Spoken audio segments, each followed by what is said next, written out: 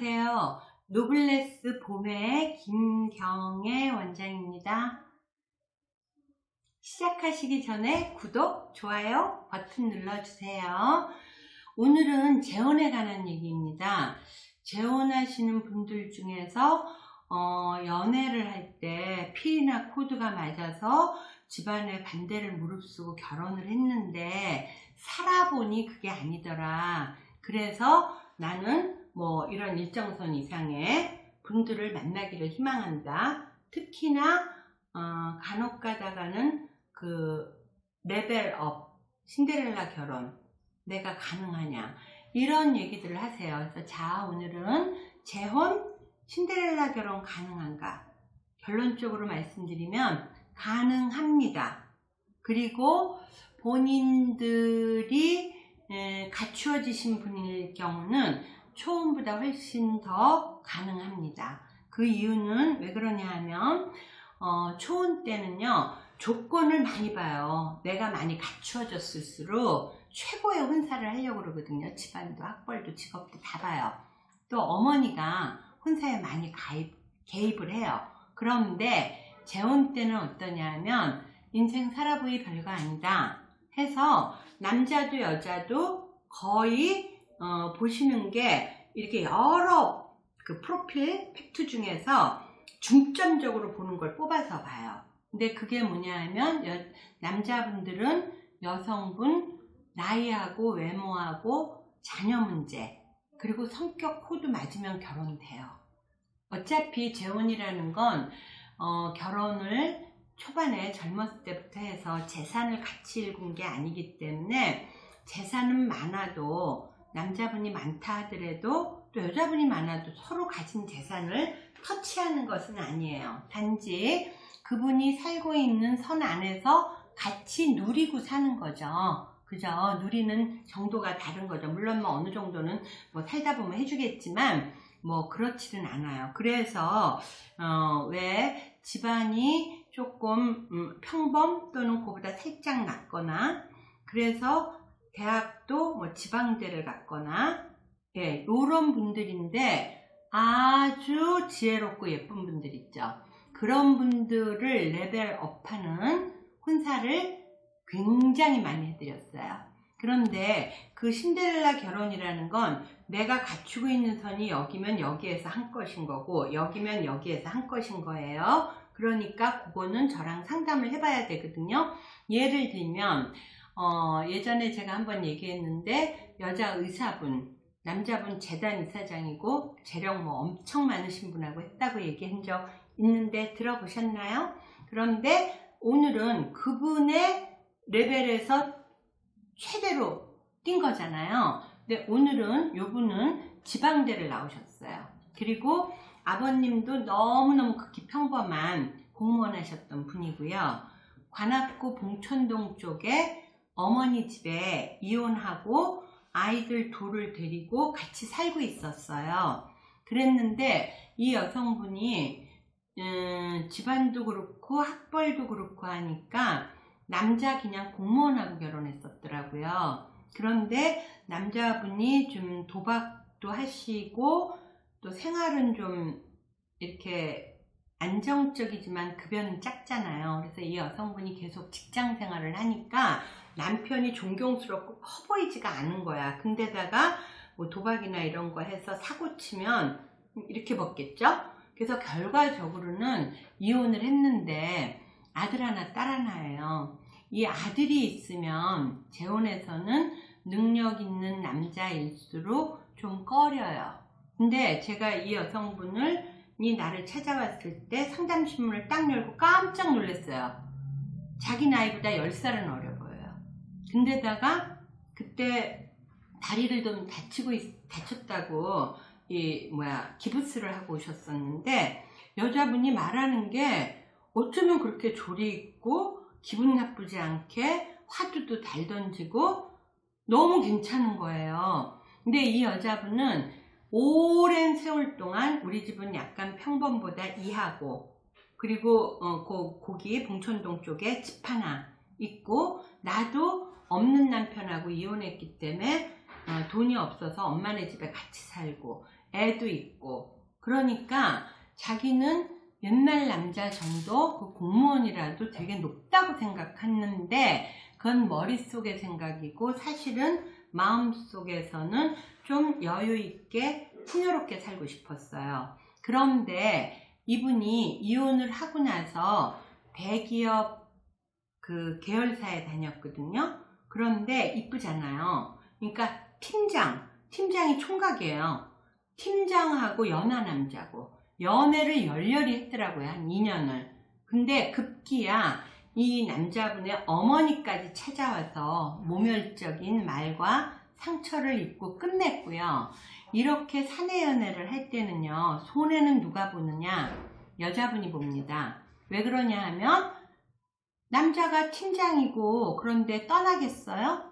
회사를 안 떠나죠. 그래서 여자분이 그만뒀더라고요. 그러고는 이 회계 쪽 업무를 이분이 아주 잘하시더라고요. 그래서 프리랜서로 그런 걸 받아서 하면서 이분이 뭘 했냐 하면 아이들한테 좀 넉넉한 삶을 물려주기를 원해갖고요.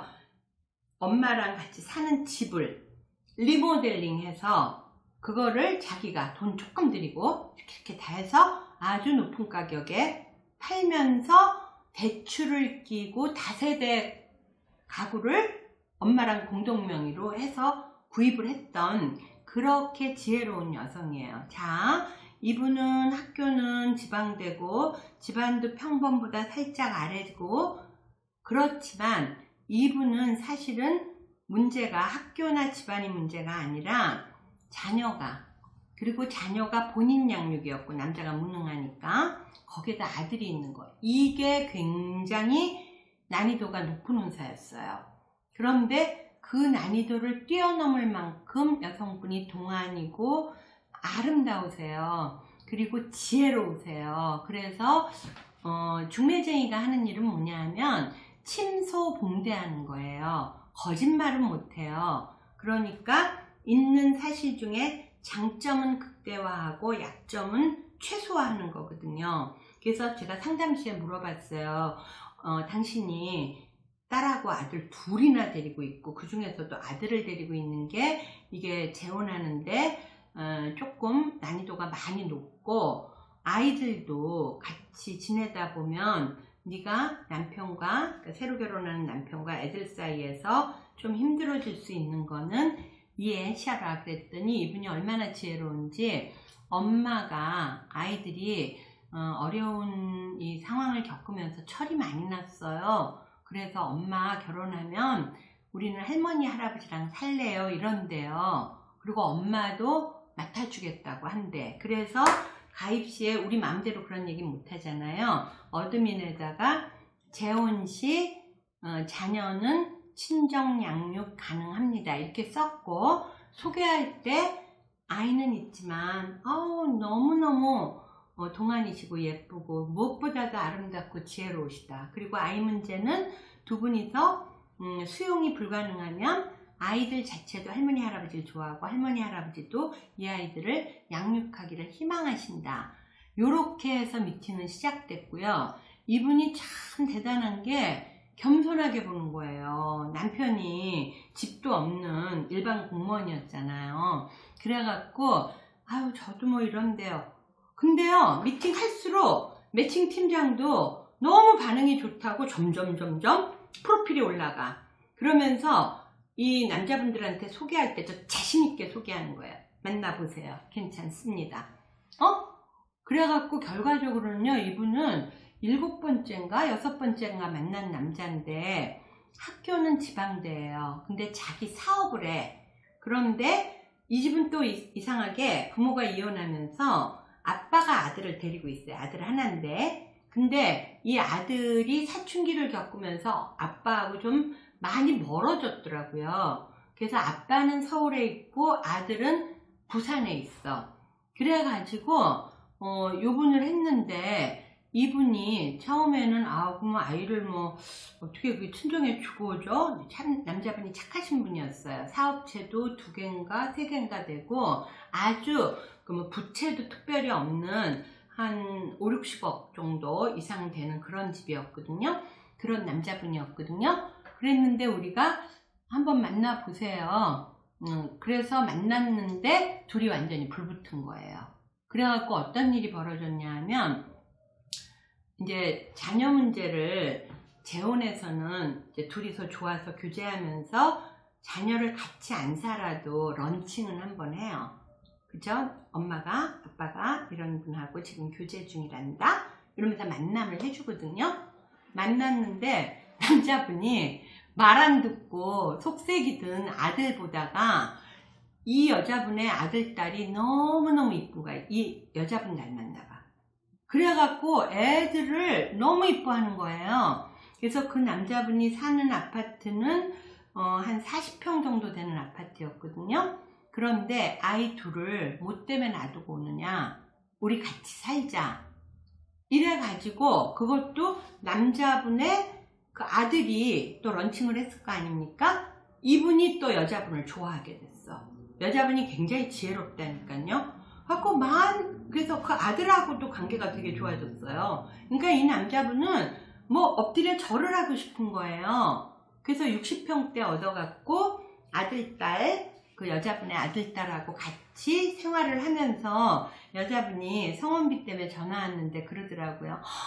너무 감사해요. 근데 오빠도 그렇고 저도 그렇고 성원비 보내드려야 되는데, 오빠가 다 이제는 우리 한 식구니까 살림살이랑 리모델링 하는 거 오빠가 다 하라고 그래서 오빠 카드 줘서, 오빠가 돈을 너무 많이 써서, 이 여자분 보세요. 오빠는 내 것까지 내려고 그러는데 제가 먼저 제 거 입금하려고 연락드렸어요. 오빠 것까지는 제가 못해도.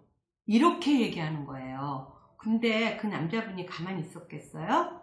같이 냈어요. 그래서 지금 굉장히 행복하게 살아요. 그러니까 이 여자분은 이렇게 재력 많은 남자랑 이렇게 행복하게 살 줄 몰랐다는 거죠. 그래서 아까 여자 의사분도 나이를 좀 열고 보면서 아주 재력이 많은 그 재단 이사장에 뭐 빌딩 있고 뭐 이런 분하고 결혼을 했고요. 신데렐라 웨딩, 그죠? 거기는 딸 하나였어요. 여기는 아주 어려운 회사에 이거 저니까 했어요. 정말 아들 하나 딸 하나 있고, 그런데 본인은 평범 또는 살짝 그 이하인 집안이었지만 여성분이 이렇게 사업하시고 재력 좋으신, 또 성품 좋으신 분, 이렇게 결혼했거든요. 그래서 레벨업이라는 건 내가 있는 선에서 레벨을 업하는 거예요.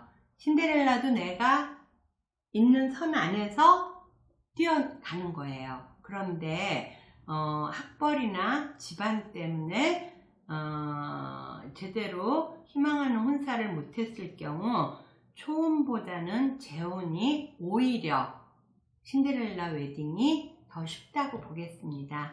이상입니다.